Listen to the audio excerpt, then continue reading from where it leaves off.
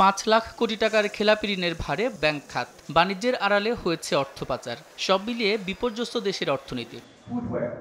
এমন অবস্থায় অর্থনৈতিক পরিস্থিতি নিয়ে রাজধানীর একটি হোটেলে সেমিনারের আয়োজন করে বিএনপি, যেখানে অর্থনীতির বেহাল অবস্থার জন্য 1.5 দশক ধরে চলা দেশের রাজনৈতিক পরিস্থিতিকে দায়ী করেন বিজিএমইএ এর সভাপতি। বলেন, রাজনৈতিক স্থিতিশীলতা নিশ্চিত না হলে বিদেশি বিনিয়োগে গতি আসবে না। গণতন্ত্রের অনুপস্থিতিতে কি হয় সেটা গত 15 বছরে আমরা দেখেছি। এখানে যেটা হয়, গণতন্ত্র না থাকলে জবাবদিহিতা থাকে না, জবাবদিহিতা না থাকলে ইনভেস্টমেন্ট হবে না, লুটপাট হবে এবং লুটপাটের সংস্কৃতি চালু হবে।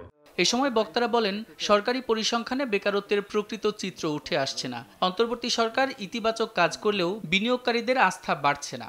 বিনিয়োগকারী, global community, global economic partners, তাদের বাংলাদেশের যে সরকারের সাথে তারা ডিল করবে, যেই পলিসির আন্ডারে তারা কাজ করবে, সেটার প্রেডিক্টেবিলিটি, সেটার কনসিস্টেন্সি, সব কিছুর উপর কনফিডেন্স নির্ভর করবে। এবং এই কনফিডেন্স সাধারণত নির্বাচিত সরকারের আমলে যেভাবে হয়, সেটা অনির্বাচিত বা ইন্টারিম সরকারে সেইভাবে হয় না। সংকট থেকে স্থিতিশীলতা, অর্থনৈতিক উন্নয়নের ভিত্তি গণতন্ত্র শীর্ষক সেমিনারে বিভিন্ন দূতাবাসের প্রতিনিধি, অর্থনীতিবিদ ও ব্যবসায়ীরা অংশ নেন।